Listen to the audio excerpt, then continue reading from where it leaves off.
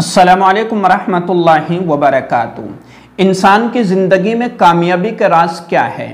یعنی انسان دنیا اور آخرت کی کامیابی کیسے حاصل کر سکتا ہے؟ آج ہم اس ٹاپک پر بات کریں گے اور انشاءاللہ تفصیل سے اس کو سمجھنے کی کوشش کریں گے۔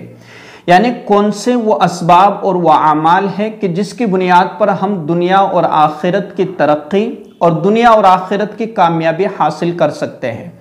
آج دنیا کا ہر انسان یہ چاہتا ہے کہ میں کامیاب ہو جاؤں۔ تو کیا کامیابی کے لیے مال کا ہونا ضروری ہے؟ کیا کامیابی کے لیے کسی ڈگری کا حاصل کرنا ضروری ہے؟ یا کامیابی کے لیے کسی فن کا حاصل کرنا ضروری ہے؟ آخر کیا ہے معاملہ؟ اس کو ہم قرآن کریم کی ایک چھوٹی سی سورت ہے پارہ عام کے اندر والعصر ان الانسان لفی خسر، اللہ تبارک و تعالیٰ نے اس سورت کے اندر انسان کی زندگی کے کامیابی کے جو راز ہے کہ انسان دنیا اور آخرت کی کامیابی اور دنیا اور آخرت کی ترقی حاصل کرنا چاہے تو اس سورت کو پڑھے اور اس سورت کا مطالعہ کرے، اس کی تفسیر کو پڑھے اور اس کو پڑھنے کے ساتھ ساتھ جو اس میں درس اور پیغام دیا گیا ہے اس پر عمل کر لے تو وہ انسان دنیا میں بھی کامیاب اور آخرت میں بھی کامیاب۔ کیا ہے سورت اور کیا ہمیں پیغام دیتی ہے؟ والعصر، قسم ہے زمانے کی۔ اللہ تبارک و تعالیٰ نے یہاں پر قسم کھائی ہے سب سے پہلے۔ تو اللہ تبارک و تعالیٰ کا قسم کھانا یہ اس بات کی دلیل ہے۔ ویسے اللہ تبارک و تعالیٰ کوئی بھی بات کہہ دے تو اللہ کی بات میں کسی کو کوئی شک اور شبہ نہیں ہو سکتا، لیکن کسی بات کو مضبوط کرنے کے لیے یا کسی بات کی اہمیت کو بتلانے کے لیے اللہ تبارک و تعالیٰ قسم کھا کر کے فرماتا ہے کہ والعصر، قسم ہے زمانے کی۔ یعنی پورا زمانہ گواہ ہے اس بات پر، پوری دنیا گواہ ہے اس بات پر کہ ان الانسان لفی خسر، کہ ہر انسان خسارے کے اندر ہے، گھاٹے کے اندر ہے اور نقصان کے اندر ہے۔ لیکن آگے اس کی وضاحت کی گئی کہ جو شخص ان چار چیزوں پر عمل کرے گا دنیا کے اندر رہ کر، اللہ تبارک و تعالیٰ اس شخص کو اس خسارے سے، اس نقصان سے بچا لے گا۔ اچھا، الا الذین آمنوا، کون ہے وہ لوگ کہ جو ایمان لے کر کے آ گئے؟ اب ایمان کیا ہے؟ صرف زبان سے کلمہ پڑھ لینا لا الہ الا اللہ محمد الرسول اللہ یہ کافی نہیں ہے، بلکہ زبان کے ساتھ اور دل کے ساتھ پختہ ارادے کے ساتھ کلمہ پڑھنا اور پھر کلمے کے تمام تقاضوں کو پورا کرنا۔ اب کلمے کے تمام تقاضے کیا ہے؟ جیسے نماز پڑھنا،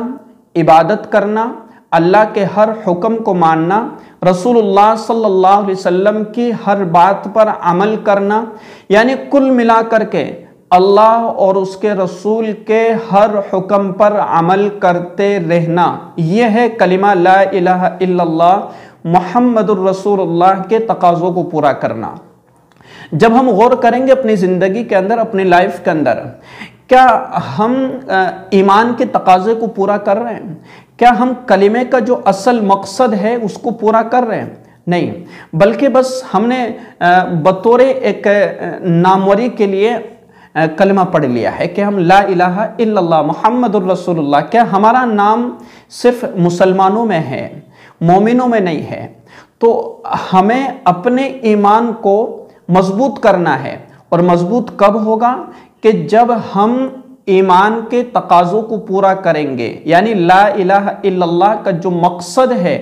اس مقصد پر جب ہم اپنی زندگی کو ڈھال دیں گے تو وہ شخص کامیاب ہے، دنیا کے اندر بھی کامیاب اور آخرت کے اندر بھی کامیاب۔ اب یہاں ہم دیکھیں گے کہ اللہ تبارک و تعالیٰ نے کامیابی کے لیے مال یا کسی ڈگری کو جو ہے یہاں پر نہیں بنایا ہے کہ مال اور کوئی کسی چیز کی ڈگری کامیابی کا معیار نہیں ہے، بلکہ کامیابی کا معیار کیا ہے؟ کہ ایمان لے کر کے آنا۔ اور پوری دنیا اور پورا زمانہ اس بات پر گواہ ہے کہ جس نے اللہ اور اس کے رسول کی بات نہیں مانی، اور جس نے اللہ اور اس کے رسول کے حکموں پر عمل نہیں کیا، اور جس نے پیغمبروں کی بات نہیں مانی، اللہ تبارک و تعالیٰ نے ان کو دنیا ہی کے اندر عذاب دیا ہے۔ اب قرآن کریم پڑھیں گے، آپ کو کئی سارے واقعات ملیں گے، قوم لوط کے، قوم عاد کے، قوم سمود کے، قوم ہود کے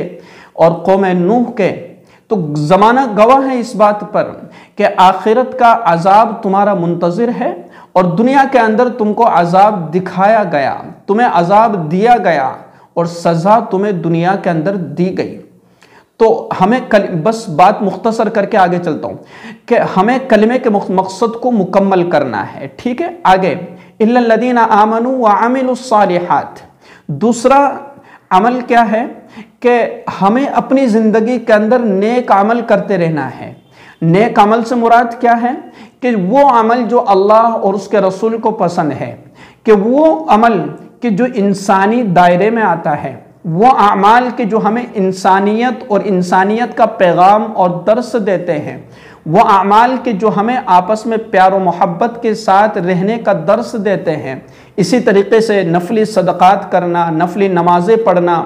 عبادت کرتے رہنا، اور اسی طریقے سے اپنے رشتہ داروں سے جو ہے صلہ رحمی کرنا، کئی ساری نیک اعمال کے اندر چیزیں آتی ہے۔ تو ہمیں اپنی زندگی کے اندر نیک اعمال کرتے رہنا، نماز تہجد پڑھنا، اور اللہ تبارک و تعالیٰ نے کہ جو شخص مومن ہے پکا سچا، اور اسی طریقے سے جو لوگ نیک اعمال کرتے ہیں، اِلَّا الَّذِينَ آمَنُوا وَعَمِلُوا الصَّالِحَاتِ، تو اللہ تبارک و تعالیٰ نے ایسے لوگوں کے لیے کل قیامت کے دن جو ہے اپنے یہاں پر بہترین انعام اور اکرام رکھا ہے۔ کن لوگوں کے لیے؟ کہ جو نیک ہے، ایمان لے کر کے آئے، اور اپنی زندگی کے اندر انہوں نے کبھی کسی کو تکلیف اور نقصان نہیں پہنچایا، کبھی کسی پر ظلم نہیں کیا، وہ لوگ اللہ کے یہاں پر اپنا انعام، اپنا اجر اور اپنا اکرام حاصل کریں گے۔ تیسری چیز کیا ہے؟ ان دو آخر والی چیزوں کو سمجھنا ہے کہ وَتَوَاصَوْا بِالْحَقِّ اور وَتَوَاصَوْا بِالصَّبْرِ، کہ ہم ایمان لے کر کے آ گئے، یا پھر ہم ایمان کے تقاضوں پر عمل کر رہے ہیں،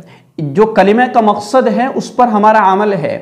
کہ ہم حرام کاری سے بچتے ہیں، حرام چیزوں سے بچتے ہیں، اور اسی طریقے سے اللہ تبارک و تعالیٰ نے جن چیزوں کا ہمیں حکم دیا ہے ہم ان پر عمل کر رہے ہیں، ہم نماز پابندی سے پڑھ رہے ہیں، تو ہماری یہ ذمہ داری اور ہمارا یہ فریضہ بنتا ہے کہ ہم اپنے گھر کے اندر بھی اس چیز کی جو ہے اہمیت لوگوں کے اندر اور اپنے گھر والوں کے اندر بٹھائیں کہ نماز پڑھنا ہمارے لیے ضروری ہے۔ صرف کلمہ پڑھ لینا کافی نہیں، صرف جو ہے ایمان لے آنا کافی نہیں، بلکہ اس کے مقصد کو پورا کرنا۔ تو خالص ہم ایمان اور اعمال نہ کریں، بلکہ اپنے ایمان اور اعمال کے ساتھ اپنے گھر والوں کو اور اس کے ساتھ ساتھ میں اپنے دوست و احباب اور اپنے رشتہ داروں کو اس چیز کی دعوت دینا اور ان کے دل میں اس چیز کے اہمیت بٹھانا۔ ایک بات میں آپ کو پوائنٹ کی یہاں پر بتلاتا ہوں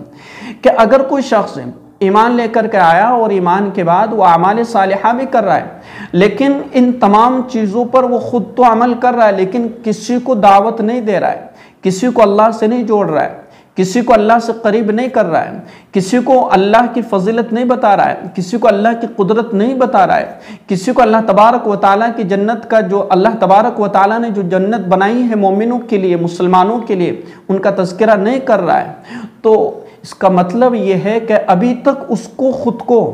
اللہ اور اس کے رسول کی باتوں پر پختہ یقین نہیں ہے، اس لیے وہ کسی کے سامنے ان چیزوں کا تذکرہ کر ہی نہیں رہا ہے۔ اگر اللہ اور اس کے رسول کی باتوں پر اگر اس کو حقیقی طور پر یقین ہو جائے اور اللہ کی طرف سے ملنے والے اجر پر اس کو یقین ہو جائے، تو وہ لوگوں کو جو ہے ہر حال میں اللہ کی طرف بلائے گا کہ لوگوں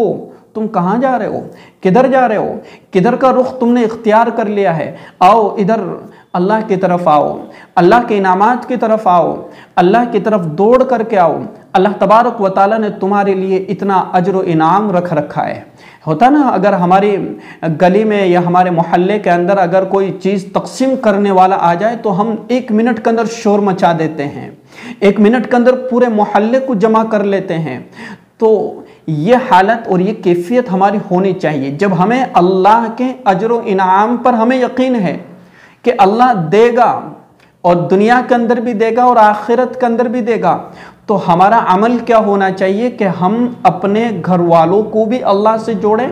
اور ساتھ ساتھ میں ہم اپنے ملنے جلنے والے اور تمام، یہ بہت لمبا چوڑا ایک دائرہ ہے